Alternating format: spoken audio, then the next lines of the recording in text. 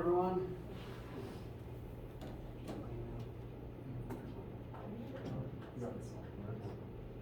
Oh, okay, excellent.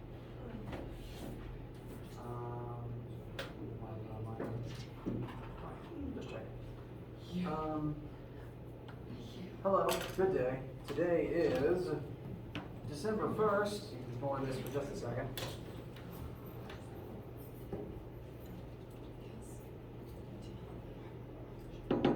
Today is Monday, not Monday, wow. Wednesday, December 1st, excuse me. And so this is the third to last class today. We'll have class today, class on Friday, and then class on Monday the 6th. Today, my primary goal is to open up the floor to you guys to make sure that we address any test or exam-related study questions that you guys have. There's a couple things I might go ahead and point out about a few of the practice questions, just in case.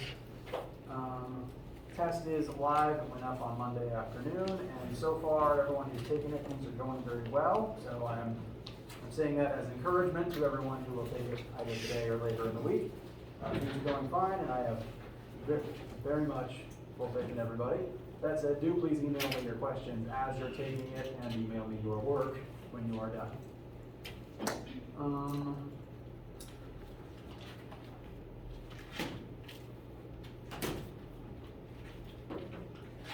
Main thing I want to do today is address any questions that you guys have.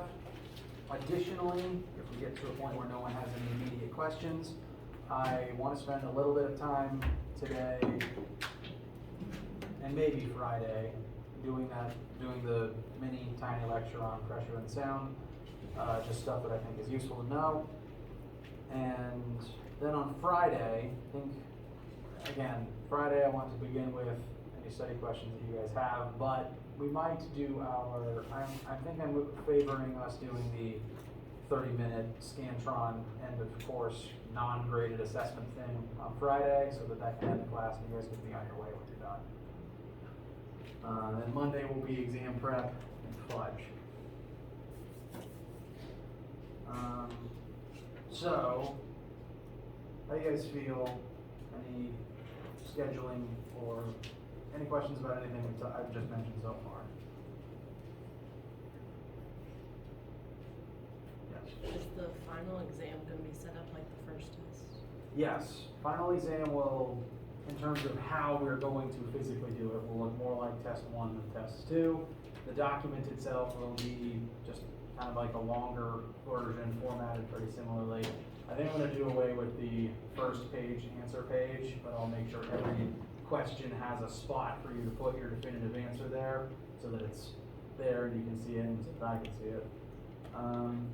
I expect it to be about 15 to 16 questions, of which I expect about 5 or so to be concept and the rest to be concept short answer and the rest to be math. Cumulative to the class, and we'll be here together taking it. I'll be in the front.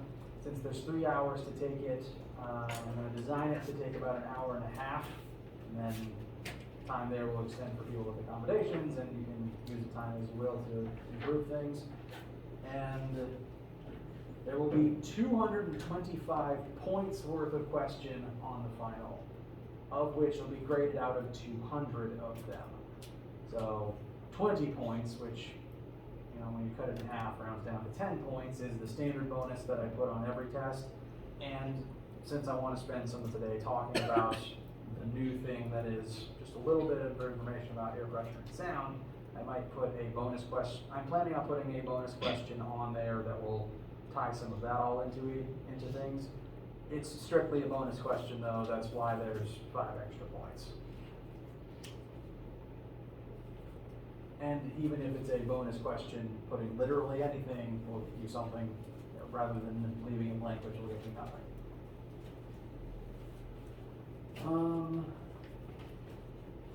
Did I answer the original question? Okay.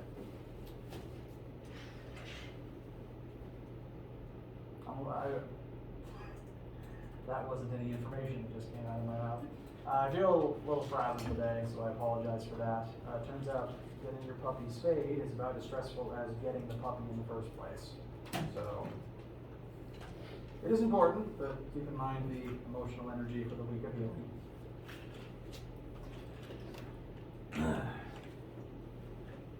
All right, so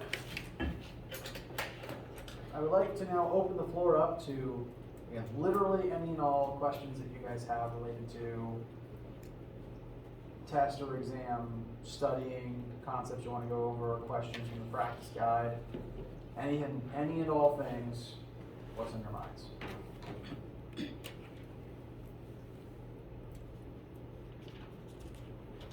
When we take the test, it doesn't give us the answer like the homework, right? Correct. Because of, It'll be, in terms of how it's presented and graded, it'll look more like a quiz.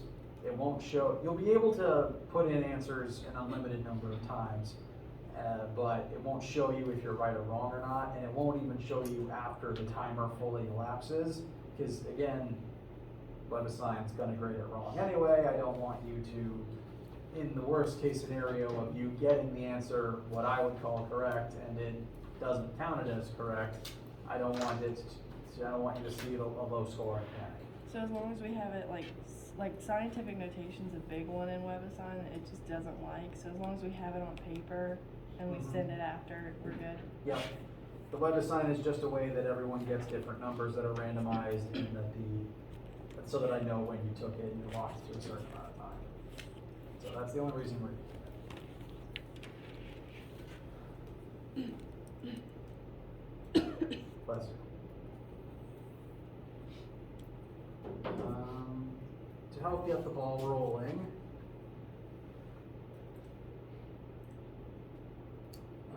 this is the answer key to the test 2 practice questions. I will also be creating exam practice questions in the near future. If you can do the practice guide, you will be absolutely fine on the test as a reminder and on the exam. As a reminder, the practice stuff is longer and harder than the actual assessment, because I'd rather you struggle here than on the thing that's graded. I mentioned the typo I made in number 1. This bottom line is supposed to be about centrifugal force. I meant to change this Monday, but I'm a scatterbrained individual and 8 other things happened that day I had to handle instead. So keep that in mind as you're checking your answers there. Additionally, did you guys ask about number 6 already? I don't remember who asked about what. If not, question 6 has a small issue in it. And since I wrote the question, it's the fact that I left out a word of the description. Number 6 is about 2 kids on a merry-go-round. If this is the merry-go-round from a top-down perspective, the 2 kids are at different points, different radii from the center. So they're on the same rotating disc. They're rotating the same way angularly, but because they're at different radii, their linear data is different. The main slight sticking point here is part C, where you're asked for the angular acceleration of each child, and I hope this is implied in how I wrote it, but I did fail to say that the merry-go-round is rotating at a constant velocity. My intention is it is moving constantly at this angular speed, which you can calculate. We're also told 15 full rotations each minute. My goal is for that to be constant for the entire duration of this question, and if it is rotating constantly, its omega must be constant, and therefore it's just not angularly accelerating. And since both kids are on the same object, both of them have an angular acceleration of 0. So that is my intention with the question, and that's where the answer comes from, without having to do any math.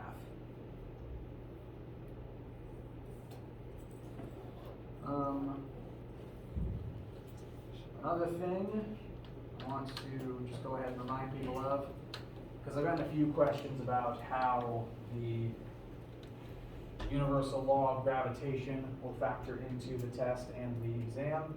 It's mainly going to be utilized as a part of an orbit question. That's the reason that we introduced it in that chapter, is universal law of gravitation forms the gravity that is used for all objects orbiting everything else in space. So question 5 on practice sheet. Wow, I literally can't talk today. Question 5 on the practice sheet is very representative of the types of orbit questions that will involve the universal law of gravitation, as you see here. Typically, it will be used very specifically as a centripetal force on some orbiting object. In this particular case, we have a meteor that is orbiting Earth. On the homework, we had a satellite orbiting Earth. We also had Mars being orbited by one of its moons, Phobos. So, universal law of gravitation will primarily be used, exclusively be used as a centripetal force. And so the thing to be able to do is recognize this is an orbit question. We have one object orbiting another one in space due to gravity. Your starting point there is always the gravitational force is acting as a centripetal force, and you fill in the formulas from there. If you can get this written down, that's at least half the points of the question done. You don't even have to plug in a single number and you've got more than half credit already. So, definitive starting point for gravitational orbit questions. You can do this one and you look over the homework and everything feels fine for you. You'll be fine for where it comes up on test 2 and on the final exam.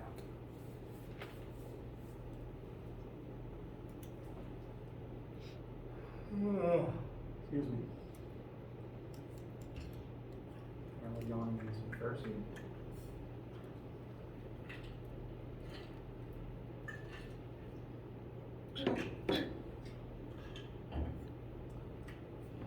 So when could we? So I saw one time that we were able to not create, but insert two equations equal to each other that relating to work. Torque? Yeah, Yes. work. How do we? Not how, but when do we do it? Okay. To point out an example of that on this practice document, I'm going to leave the image focused on number 9. This is a torque question where we have various forces acting on a flag post that is horizontal. And the situation you're talking about, the situation that you see in this particular question, is one of rotational equilibrium. A lot like with an object that is sitting still due to linear forces adding up to 0. If all the torques on something add up to 0, it also will remain in place and not rotate. And usually, if one torque is equal to another torque, then, let me back up actually. In this particular case, there's two forces acting to the right of the pivot point. There's tension in this cable, and there's the weight. Actually, there's three forces, come to think of it. There's the weight of the pole, there's the weight of the hanging object, and there's the tension. So, how I would start this particular question is sum of all the torques would be torque created by tension plus the torque created by the pole's weight plus the torque created by the sign's weight, all of it add up to 0. Now, you might not get the one torque equals another torque from this version because there's 3 of them. But if there was only 2, and a pretty classic example of that is the balance beam questions. If there's just one torque on one side and one torque on the other side, there'd only be 2 terms here. And so so net force would just be 2 torques adding up to 0. And we could then rewrite that as subtracting one to the other side. One torque would have to equal the other torque. So that starting point comes from this starting point. as it happens. Is there, can we think about it as a way of the initial term versus final, or we can't do it that way? It's like one side is equal to the other side, so that both of them remain still. I prefer to think of it as all the torques that would make it spin clockwise equal all the torques that would make it spin counterclockwise.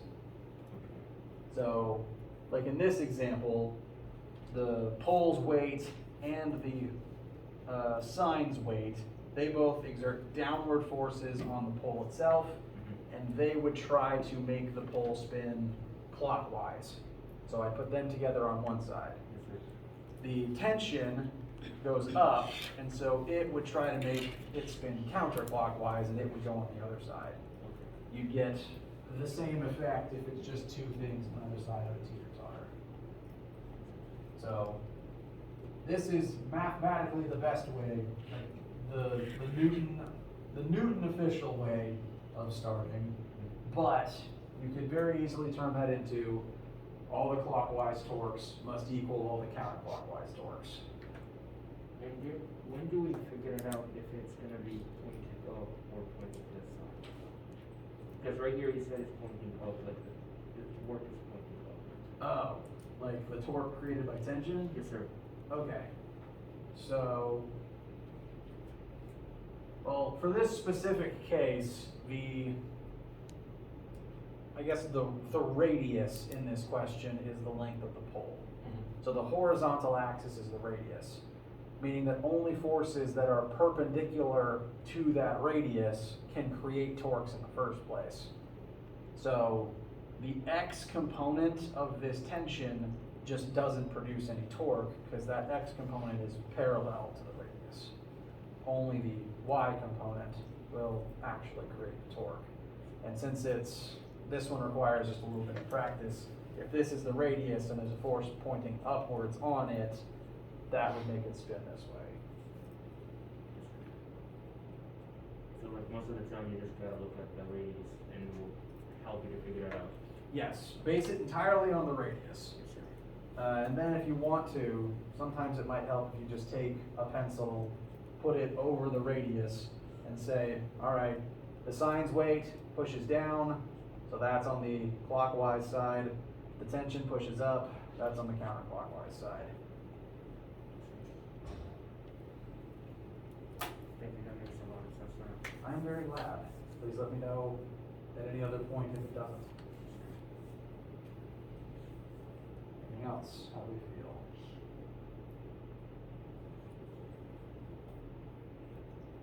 All right. Again, I'll remind you of this till the heat death of the universe. Ask me any questions at any time. Email me if you're taking. Email me while you're taking the thing. Additionally, I will be in this room during when we would normally have lab today and Friday. Some people have expressed an interest in just sitting in here on the computers, taking it with me in the room, and that is fine. If you want that option, I want to know about it ahead of time so I can set the time aside for it because I can only be in the building for so long. Regardless though, today and Friday afternoon, starting at about 1:30, I'll be here for at least an hour. If no one shows up, I'll probably leave after an hour. If someone shows up, I'll be here until people don't have any more questions. You can just think of it as a study time if you want to come in then. So, if you have questions, I want you to tell me, and I want you to interrupt me if while I'm speaking the rest of this lecture you have a test or exam related question, because that's priority right now. If we don't have any questions, I want to talk about pressure and sound for a little while. Again, just mini concept lecture, stuff that I think is useful to know living on Earth where there's air and where most people have ears.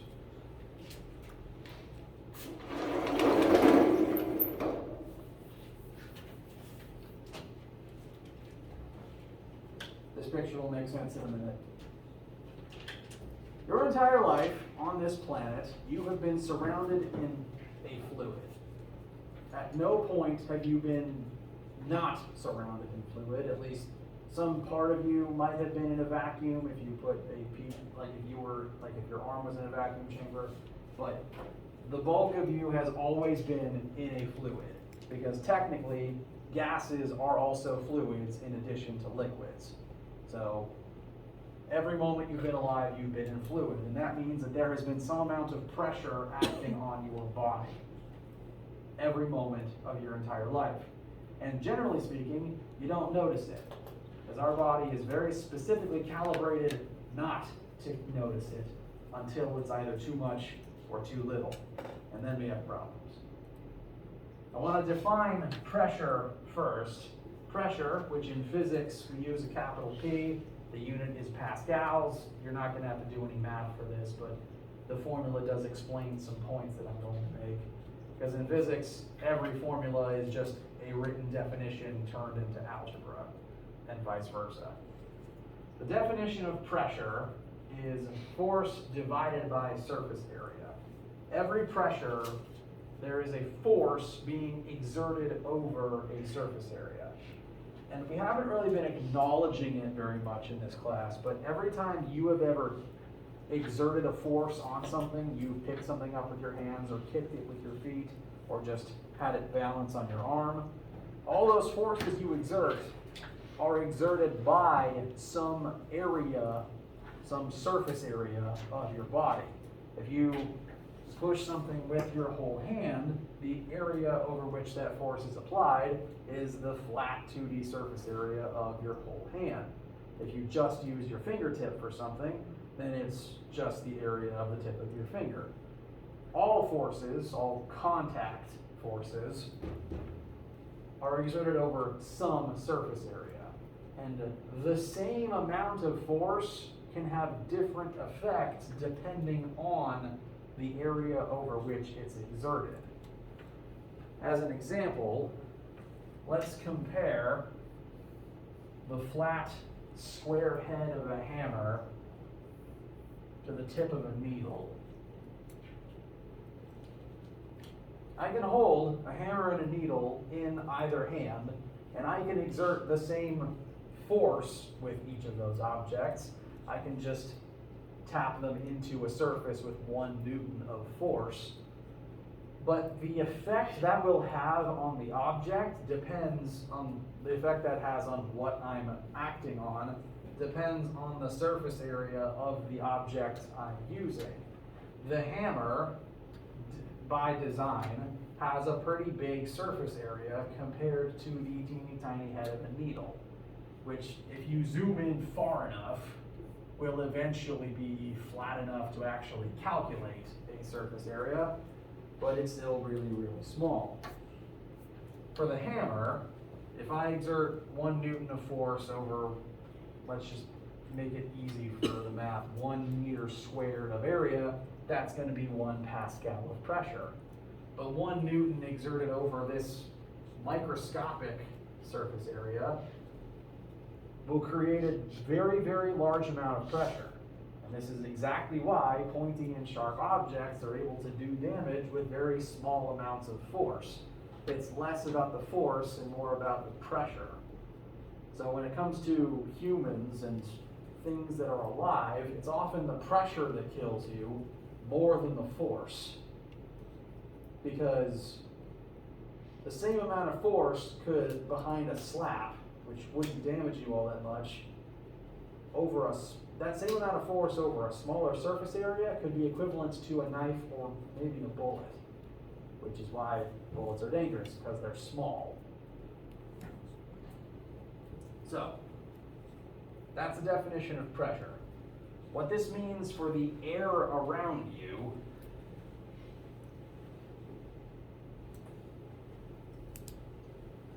is that you've been surrounded in air your entire life. Alternatively, you've been surrounded in water if you've ever gone swimming. But regardless, those are both fluids. Liquids and gases are both fluids. Do chemists agree with that? Someone's shaking their head at least. All right.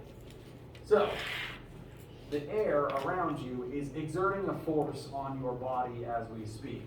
And you are very specifically trained to ignore that force, because if you could notice it, it would drive you insane. Our bodies are very specifically calibrated for the amounts of air pressure that you get on Earth's surface. If you want examples of what happens when you get a different amount of pressure, look up what happens when someone goes deep sea diving. Because that's more pressure than you get from the air, and that starts doing weird things to you if you dive irresponsibly or go too deep. Where this pressure comes from, we know that pressure exerts a force over a surface area. So air pressure exerts a force on your body over the entire surface area of your body. So there's a force acting inward on every single square inch of you from the air itself. And where that force comes from is the fact that there's an entire atmosphere's worth of air above you. And we don't think about this much, but air has weight. It's made of mass, it has matter, therefore Earth's gravity affects it. It has weight, which means that weight is constantly pushing down on us literally all the time. There's hundreds of pounds of force from the atmosphere above you on you right now, and you don't notice it because your body is designed to work around it. So the weight of the atmosphere is pressing on you, and that's what creates air pressure. This is why air pressure drops when you go up a mountain. There's less gravity up there, so the air is less dense. This is why eventually, if you get far enough away from Earth, there's just no air anymore. So gravity gets weaker, the air is designed, the air is very intentionally pressed down low by gravity, and the further away you get, there's just less of it. And this is why very small planets and moons can't support their own atmosphere. They don't have enough gravity for it. Mars has much less atmosphere than Earth because there's less gravity, among other reasons. So the air is literally trying to push into your body right now. You can prove this when your ears pop. That's the result of air pressing in or out harder or less than it's supposed to. And you don't notice this because your body is exerting a force outward to counter it. Newton's third law. If there's an inward force on you, you must be exerting an outward force back on the air. And that force comes from, I believe, your muscles and your blood pumping. So, right now, sitting in this room, there's hundreds of pounds of force from the air acting on you, and your own blood is pressing against that with an equal and opposite force. So, it's a very good, very well-designed solution for us living on Earth's surface. Things start to go wrong when we leave Earth's surface. If you go too far under the ocean, where you've got an entire atmosphere's worth of air and then an ocean's worth of water above you, the pressure skyrockets. And your body is only designed to exert this much force to counter that pressure. So eventually, the pressure on you just increases and you literally get crushed the further down you go, which is why the seafloor is, at a certain depth, frozen. It's literally crushed and compressed into ice. On the other hand, the opposite extreme is what happens if a human is just free-floating in the vacuum of space. You know that trope in sci-fi where someone gets ejected from the ship and then they explode? Yeah, that actually happens. And the reason why is this outward force, your body does not know how to turn it off. It just happens because our blood is pumping, among other reasons. And you don't want your blood to not pump, so your body keeps pumping blood. But if you're in space and there's no air anymore, there's no inward pressure anymore. But your body can't stop the outward pressure. So you literally tear yourself apart. We were not meant to be in a vacuum. We were very specifically built for Earth's surface. So, space travel is good and important, but please wear a suit.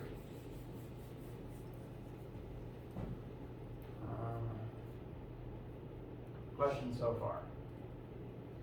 Yes. So why when you're basically on an airplane, you feel like your ears hurt so bad? Is that because of like there's lower pressure? Lower and possibly just a different, well, yes, you're right. When you are that high up, the air pressure will naturally be different. So the cabin of all aircraft is pressurized. They manually and mechanically change the air pressure inside of the tin can you're trapped in so that you are comfortable and so that this doesn't happen. Also, so to keep literal wind from blowing you out of the plane. So you can't really breathe up there normally, the pressure is weird. So they lock you inside, they air seal it up, and then they mechanically adjust the pressure to what your body is needing. But in case it doesn't actually end up perfectly matching the surface level air pressure, or actually since you're high up, it'll inherently be wrong anyway. And the fact that it's stationary, stale air with no wind, that has the effect of triggering your ears' response as well. That's also why food tastes weird up there. Different air pressure, different gravity, stale, unmoving air, nothing tastes right at altitude. The astronauts deal with it all the time. So that is the deal with airline food.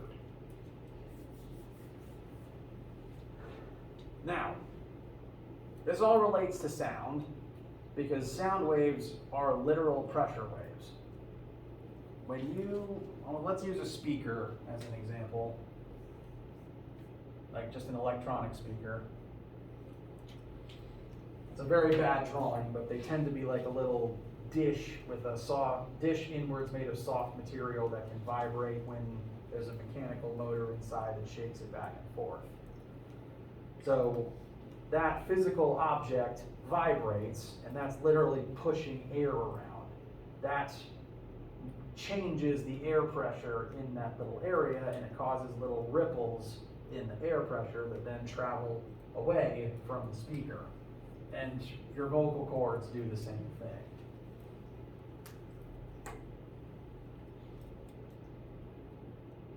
Lost my train of thought. Sorry, need some water.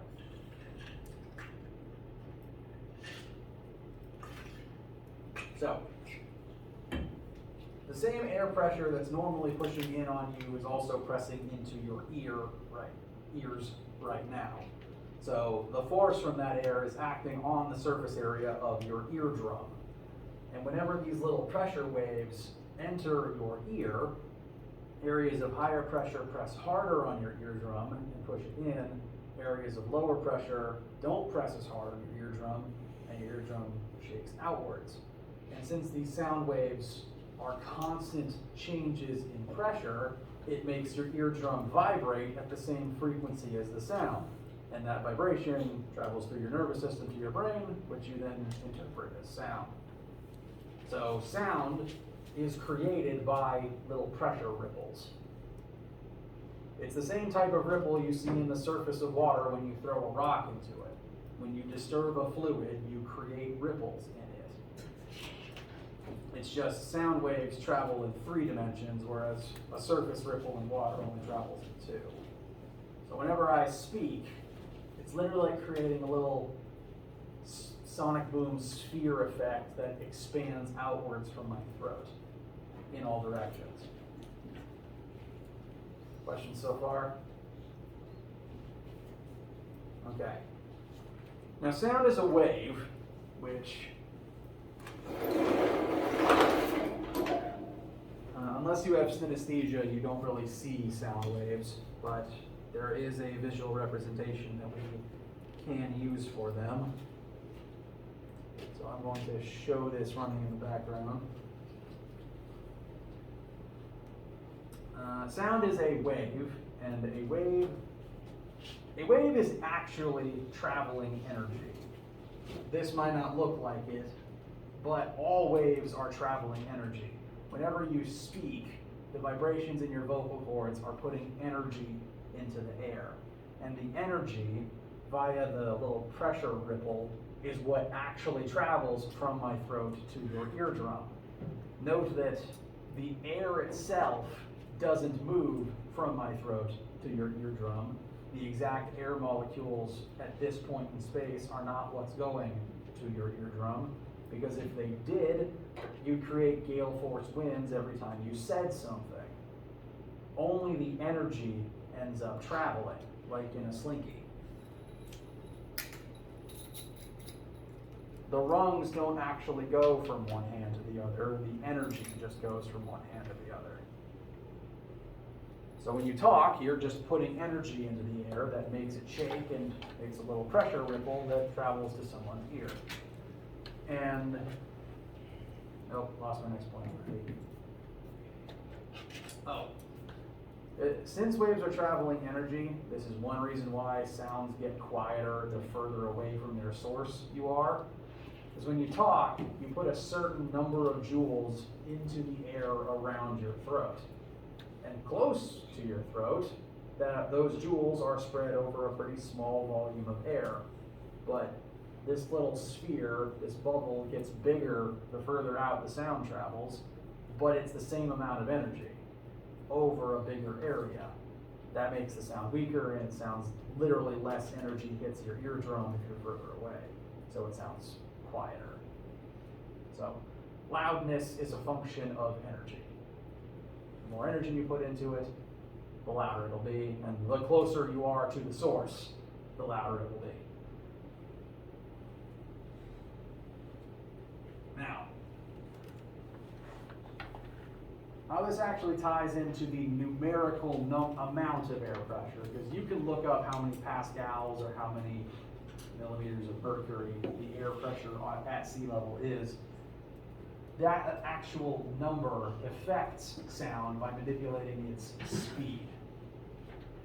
Denser materials allow sound to travel through them more quickly, because if the molecules are closer together, one molecule can hit the next one faster and the wave travels more quickly. And when the air pressure is higher, the air is more dense. So on high pressure days, the sound travels faster.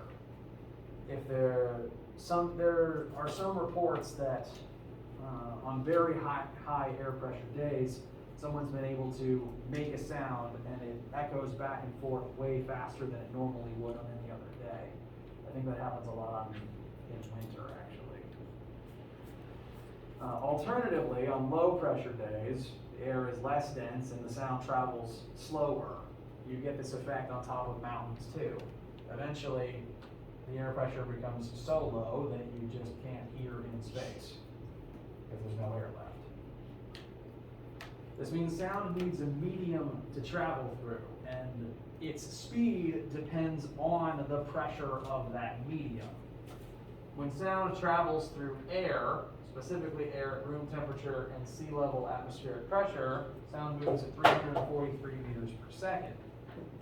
But sound can travel through things other than air. You've probably heard sounds underwater, probably not very clearly, but you can hear them. And because water is more dense and more pressurized than air, sound travels faster underwater, about 4 to 5 times faster, actually. This is one reason why there's more creatures underwater that echolocate than creatures that live on air or in the sky. If you sense things based on sound, it's better to do that where the sound travels faster. So most aquatic mammals can echolocate because you get more information out of it underwater than you do in the air. I think the only I think the only land or skybound creature that reliably echolocates are bats. Whereas in the sea you have all whales, all dolphins, and a lot of seals too. Sound can get even faster in even more dense materials, including rock and the ground itself. An earthquake is basically just a sound wave traveling through the ground. Energy comes from a fault line that then ripples through the ground itself and travels out from the epicenter. This is one, if you've ever seen a movie or a TV show, probably an old Western, where someone put their ear to the ground and they were able to detect if there was a stampede or a train coming, that's because the sound from whatever that is literally goes faster through the ground than it does through the air. So it reaches you faster if you put your ear to the ground and you can know it's coming. So that's where that comes from, if you've ever seen it before. And the medium and the pressure of the medium is what determines the sound's speed. That doesn't actually affect the kind of sound that you hear. I'm sure you're aware that there's different frequencies and pitches of sound you can hear. There's really low bass tones and there's really high-pitched frequencies as well. And that frequency doesn't actually have any effect on the wave speed. The speed depends on the medium and the pressure of the medium. Changing the frequency only changes the wavelength, which is just the literal size of the wave. You can't really see a sound wave, but if you could take a tape measure and measure how long it is. Low frequencies of sound have bigger wavelengths, whereas high frequencies of sound have higher wavelengths. Sorry, higher frequencies have lower wavelengths. So the waves are physically smaller and more of them hit you every single second, which is why really high-pitched, whiny sounds hurt your ears. There's more energy hitting your eardrum every second. On the other end of that, though, the low-pitched noises, the video is very well timed. I can turn the sound on now.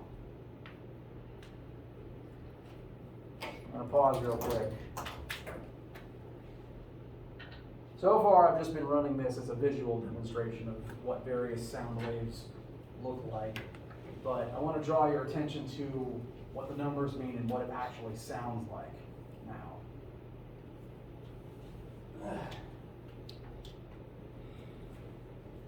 The low tones tend to be referred to as bass tones. And if you crank the bass up on a stereo, it's literally creating extra low-pitched sound waves where it wouldn't normally.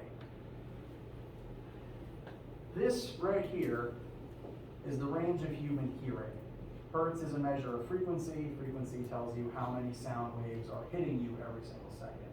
At low frequency, there's not a lot of them hitting you, and at high frequency, there is a lot of them hitting you. The lowest frequency that any human with perfectly healthy ears can kind of hear is 20 hertz. And when you're hearing this, you might not even really be aware you're hearing it. It's like a really low rumble that you have to focus on really hard. It becomes easier to hear as the frequency increases.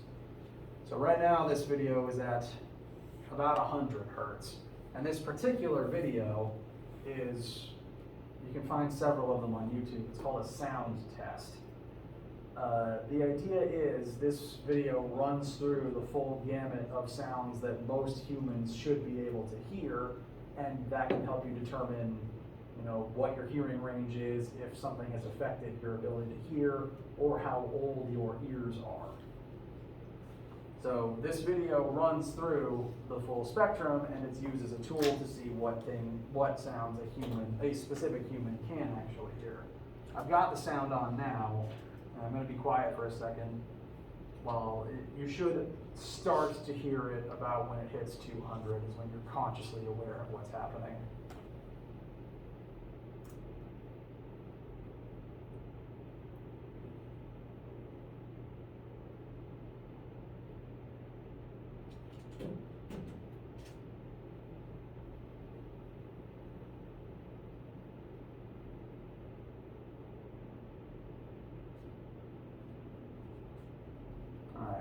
Most people are nodding. As the frequency rises, I'm going to continuously drop the volume because the higher the pitch is, it tends to hurt your ears. I'm going to start that now, actually. Sound waves that are lower than 20 are called infrasound. And even though they don't hurt you immediately as much as high-pitched, whiny sounds, they can still hurt you. Because low frequency means a big wavelength. And so if you're being exposed to very low frequency sound, that big wavelength physically hitting your body can make your whole body rattle. which is why if someone cranks the bass up too hard, you might feel like your ribs and your teeth are shaking. Literally, low tones can make your whole body vibrate. And that's especially dangerous if the sound is too low for you to hear, because long-term exposure to that can literally kill you. Thankfully, sounds lower than 20 hertz don't really happen in nature.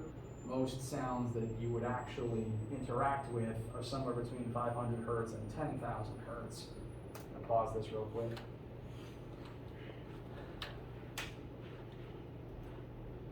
And from about 500, most people can hear most frequencies all the way up to 10,000.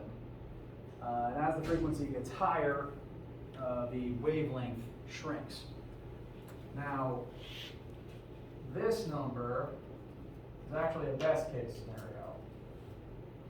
This is probably the best rate at which you could hear the moment you were born. Every second you're alive after that, the cells in your ear are aging. They're technically less healthy and less fresh.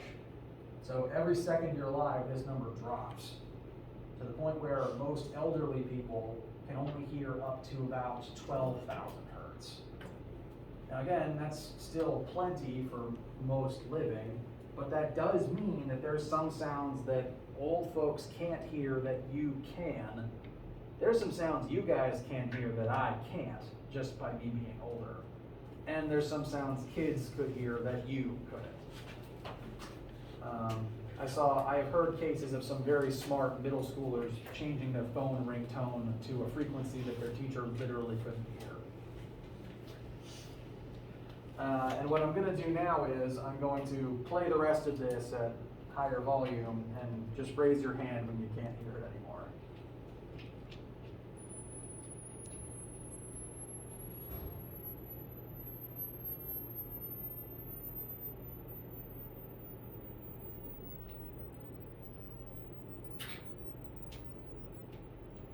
I think I saw yours last. That's very good. So, take care of your ears, because loud music does drain your highest frequency faster. Anything higher than that 20,000 hertz range is called ultrasound, and those are the frequencies that are used for echolocation and literal ultrasound looking at babies technology. They don't hurt humans, they don't really interact with our body at all, they're harmless. And for those wondering, if 20,000 is the absolute highest for a human and 40,000 is the absolute highest for a dog. So dog whistles operate between 20,000 to 40,000. Conversely, the lowest number for a dog is actually 40 hertz.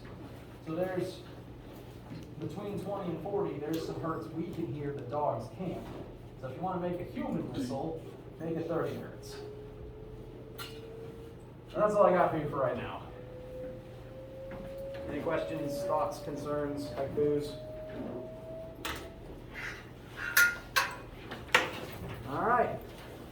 Well, let me know again if you have any questions. And if I don't see you, oh no, even if I do see you this afternoon, have a wonderful day.